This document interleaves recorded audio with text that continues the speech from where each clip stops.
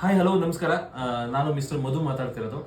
Actually ಒಂದು ಇನ್ಸಿಡೆಂಟ್ನ ನಾನು ಇವ್ರ ಜೊತೆ ಮಾತಾಡಬೇಕು ಅಂತ ಅನಿಸ್ತು. ಯಾಕೆಂದ್ರೆ ನನಗೆ ಸಡನ್ ಆಗಿ ಎಲ್ಲೋ ಒಂದು ಕಡೆ ಸರ್ ಏನಾಯ್ತು ಅಂದರೆ, ನಾನು ಎಲ್ಲೋ ಒಂದು ಕಡೆ ದರ್ಶನ್ ಅವ್ರ ಫೋಟೋ ನೋಡ್ತಾ ಇದ್ದೆ. ಈ ಶಿಕ್ಷೆ ಆಗಿದ್ದ ಬಗ್ಗೆ ಕೆಲವೊಂದು ಕಮೆಂಟ್ಸ್ ಬರ್ತಾ ಇತ್ತು. ಅದರಲ್ಲಿ ಒಂದು ಕೆಟ್ಟ ಕಮೆಂಟ್ಸ್ ಬಂತು. ಸೊ ಕೆಟ್ಟ ಕಮೆಂಟ್ಸ್ ಬಂದಾಗ ನಾನು ಈ ತರ ಕೆಟ್ಟದಾಗ ಮಾಡ್ತೇನೆ. ಸಡನ್ ಫೋಟೋ ನೋಡಿದ್ರೆ ದರ್ಶನ್ ಅವ್ರ ಫೋಟೋನ ಇದೆ. ಸರಿ, ದರ್ಶನ್ ಅವ್ರ ಫೋಟೋನೇ ಹಾಕೊಂಡು ದರ್ಶನ್ ಅವ್ರಿಗೆ ಕೆಟ್ಟ ಮೆಸೇಜ್ ಮಾಡೇನೆ. ಸೊ ಅವ್ನು ಹಿಸ್ಟ್ರಿ ತಗೊಂಡು ನೋಡಿದಾಗ ಇಲ್ಲಿ ನೋಡಿ, ಭಾರತ ರತ್ನ ಡಾಕ್ಟರ್ ದರ್ಶನ್ ಅಂತ ಅಭಿಮಾನಿ ಅಂದ್ರೆ ಕ್ರಾಂತಿವೀರ ಸಂಗೊಳ್ಳಿ ರಾಯಣ್ಣ.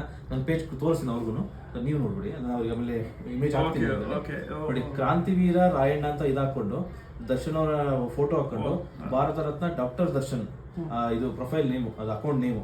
ಸೊ ಇವನು ಏನೆಲ್ಲ ಕಮೆಂಟ್ ಮಾಡಿ ನೋಡಿ ಅಂದ್ರೆ, ನನ್ನ ದೇವರು ಡಿ ಬಾಸ್ಗೆ ನಮ್ಮ ಯಾವ ನಂಬರ್ ಕೊಟ್ಟವರಂತೆ, ಗಣೇಶ ಹಬ್ಬಕ್ಕೆ ಟಿ ಶರ್ಟ್ ಪ್ರಿಂಟ್ ಮಾಡಿಸ್ಬೇಕು ಅಂತ ಕಾಮಿಡಿ ಮಾಡೋದು, ಕಿಂಡಲ್ ಮಾಡೋವಂಥದ್ದು. ಮತ್ತೆ ಬೇರೆಯವ್ರಿಗೆ ನೋಡಿ ಇಲ್ಲಿ ಟ್ರೋಲ್ ಮಾಡಿರೋದು, ಅವನ್ನ ದರ್ಶನ್ ಅವ್ರನ್ನ ಟ್ರೋಲ್ ಮಾಡಿರೋಂಥದ್ದು. ಬೂಸಾ ಇನ್ನೂ ಜೈಲು ಪಾಲು ಅಂದ್ರೆ ಅವ್ರದೇ ಅಕೌಂಟ್ ಹಾಕೊಂಡು ಅವ್ರನ್ನೇ ಟ್ರೋಲ್ ಮಾಡ್ತಾ ಇದ್ದಾನೆ. ಇಲ್ಲಿ ನೋಡಿ, ಬೂಸಾ ಇನ್ನೂ ಜೈಲು ಪಾಲು, ಜೈಲಲ್ಲಿ ನೆಮ್ಮದಿಯಾಗಿರೋ ಬೂಸಾ, ಜೈಲಲ್ಲಿ ನೀವು ಜೈಲೂಟ ತಿನ್ಕೊಂಡು ಆರಾಮಾಗಿರಿ ಬಾಸ್. ಡೆವಿಲ್ ಸಿನಿಮಾವನ್ನು ಪ್ರಪಂಚವೇ ತಿರುಗಿ ನೋಡ್ಬೇಕು, ಹಂಗೆ ಹಿಟ್ ಮಾಡ್ತೀವಿ, ಅದನ್ನ ನೋಡಿ ಕೋರ್ಟ್ ನಿಮ್ಗೆ ಬೇಲ್ ಕೊಡುತ್ತೆ. ಜೈ ಡಿ ಬಾಸ್. ಈ ತರ ನನ್ನ ಮಾತೇನು ಅಂದ್ರೆ, ಈ ತರನು ಕೂಡ ಜನರು ಇದ್ದಾರೆ.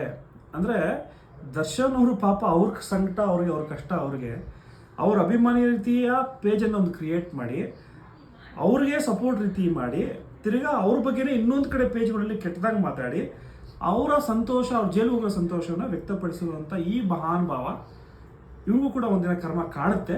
ಅಥವಾ ದರ್ಶನ್ ಅವ್ರು ಇವ್ರಿಗೆ ಪರ್ಸನಲ್ ಏನು ಮಾಡಿದಿರೋ ಗೊತ್ತಿಲ್ಲ. ಈತ ಯಾರು ಅನ್ನೋದನ್ನು ಕೂಡ ಜನ ಹಿಡಿಬೇಕಾಗುತ್ತೆ ಸರ್. ಇವಾಗ ನೋಡಿ, ದರ್ಶನ್ ಅವರು ಜೈಲಿಗೆ ಹೋಗಿದ್ದಾರೆ ಅಂತ ಹೇಳಿ ಹಾಲು ಕುಡಿಯೋಂಥ ಸಂಭ್ರಮ ನಮ್ಗೆ ಯಾರಿಗೂ ಇಲ್ಲ.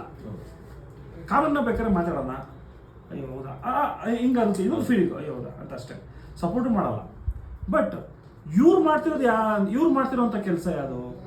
ದರ್ಶನ್ ಅವರ ಅಭಿಮಾನಿಗಳಿಂದನೇ ಇವತ್ತು ದರ್ಶನ ತೊಂದರೆ ಅಂತ ಹೇಳ್ತಾ ಇದಾರಲ್ಲ, ಅಂತ ಫೇಕ್ ಅಕೌಂಟ್ಸ್ ಮಾಡಿಕೊಂಡು ಅವ್ರು ತೊಂದರೆ ಕೊಡ್ತಾ ಇದಾರಲ್ಲ, ಫಸ್ಟ್ ಇವ್ರ ಮೇಲೆ ಯಾರಾದರೂ ನಿಷ್ಠಾವಂತ ದರ್ಶನ್ ಅಭಿಮಾನಿ ಇದ್ರೆ ದಯಮಾಡಿ ಇಂಥದಕ್ಕೆಲ್ಲ ಕಂಪ್ಲೇಂಟ್ ಕೊಟ್ಟು ಇವ್ರನ್ನೆಲ್ಲ ಬ್ಲಾಕ್ ಮಾಡಿಸಿ. ಅದು ಬಿಟ್ಟು ರಮ್ಯ ಅವ್ರಿಗಾಗಲಿ, ನಾವು ಅವ್ರ ಪರವಾಗಿ ನೀವು ಅರ್ಥನೇ ಮಾಡ್ಕೊಂಡಿದ್ರಾಗೆ ನಮ್ಮಂಥವ್ರಿಗಾಗಲಿ ಬೈಯೋದು ಬಿಟ್ಟು ಇಂಥ ಕಳ್ಳರುಗಳು ಯಾರಿದ್ದಾರೆ ನೋಡಿಕೊಂಡು ಅವ್ರ ಬಗ್ಗೆ ಮೊದಲು ನೀವು ಕಾಳಜಿನ ತಗೊಂಡು ಅವ್ರ ಬಗ್ಗೆ ಕಂಪ್ಲೇಂಟ್ ಕೊಡಿ.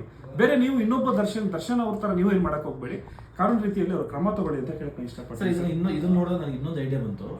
ನನಗೆ ಅನ್ಸಿದ್ದೇನಪ್ಪ ಅಂದ್ರೆ, ಎಲ್ಲೋ ಒಂದ್ ಕಡೆ ಈ ತರದವ್ರೆ ಏನಾದ್ರು ರಮ್ಯ ಅವರಿಗೆ ಕಮೆಂಟ್ ಮಾಡಿದ್ರ ಇಂಥವ್ರೆಲ್ಲ ಮಿಕ್ಸ್ಚರ್ ಇರ್ತಾರೆ ಸರ್. ದರ್ಶನ್ ಹಾಳು ಮಾಡ್ಬೇಕು ಅಂತ ಹೇಳಿ ಅಂತವ್ರು ಮಾಡಿದ್ರ ಅಂತ ನನಗೆ ಇರ್ಬೋದು. ದರ್ಶನ್ ಹಾಳು ಮಾಡಕ್ಕೆ ಇವತ್ತೂ ಇರ್ತಾರೆ. ಬಟ್ ಈ ತರ ಶಿಕ್ಷೆ ಕೊಡ್ಬೋದು, ಕಾನೂನಲ್ಲಿ ಕೊಡ್ಬೋದು. 100% ಯಾವ ರೀತಿ ಶಿಕ್ಷೆ ಆಗ್ಬೋದು? ರಮ್ಯ ಅವರೇ ಅದನ್ನ ಕಂಪ್ಲೇಂಟ್ ಎಲ್ಲ ಕೊಟ್ಟಿದ್ದಾರಲ್ಲ, ಆ ರೀತಿಯ ಕಂಪ್ಲೇಂಟ್ಗಳನ್ನ ದರ್ಶನ್ ಅವರು ಕೊಡ್ಬೇಕು ಅನ್ನೋಂಥದ್ದೇನಿಲ್ಲ. ಇವಾಗ ಅಭಿಮಾನಿಗಳ ಅಂತ ರಿಜಿಸ್ಟ್ರೇಷನ್ ಮಾಡ್ಕೊಂಡಿದ್ದಾರೆ, ಆ ರಿಜಿಸ್ಟರ್ ಮೇಲೆ ಕೂಡ ಇಂಥ ಕಂಪ್ಲೇಂಟ್ಗಳನ್ನೆಲ್ಲನೂ ಕೂಡ ಕೊಡ್ಬೋದು. ಈಗ ಅಭಿಮಾನಿ ಸಂಘದವರು ಈ ತರದನ್ನ ಹುಡುಕಿ ಮಾಡ್ಬೋದು. ಒಂದಿಷ್ಟು ಈ ತರ ಬೆಳಕಿಗೆ ಬಂದ್ರೆ ಈ ಸ್ಟಾರ್ ಅಂತಲ್ಲ, ದರ್ಶನ್ ಅವ್ರ ಪರ ಅಂತಲ್ಲ, ಅಥವಾ ಬೇರೆ ಇನ್ನೊಬ್ಬ ನಾಳೆ ದಿನ ಡಾಕ್ಟರ್ ಇವರು ರವಿಚಂದ್ರನ್ ಅವ್ರ ಬಗ್ಗೆ ಆಗ್ಬೋದು, ಅಥವಾ ಸುದೀಪ್ ಅವ್ರ ಬಗ್ಗೆ ಆಗ್ಬೋದು. ಫೇಕ್ ಅಕೌಂಟ್ಸ್ ಮೇಲೆ ಕಂಪ್ಲೇಂಟ್ ಕೊಡ್ಬೋದು. ಅದಕ್ಕೆ ಅದರದೇ ಕಾನೂನು ಇದ್ದಾವೆ. ಅದ್ರ ಬಗ್ಗೆ ಹುಡ್ಕೊಂಡು ತಾಳ್ಮೆಯಿಂದ ಕಂಪ್ಲೇಂಟ್ ಕೊಟ್ಟು ಅದಕ್ಕೆಲ್ಲ ಲೀಗಲ್ ಆಕ್ಷನ್ಸ್ ಆಗ್ತವೆ. ಯಾಕಂದ್ರೆ ಸಮಾಜಕ್ಕೆ ಒಂದು ನೆಕ್ಸ್ಟ್ ಇನ್ನೊಬ್ಬರನ್ನ ಹಾಳು ಮಾಡದೇ ಇರೋ ತರ ಈ ತರ ಫೇಕ್ ಅಕೌಂಟ್ಗಳು ಹುಟ್ಟಾರಲ್ಲ. ಹೌದು, ಖಂಡಿತ.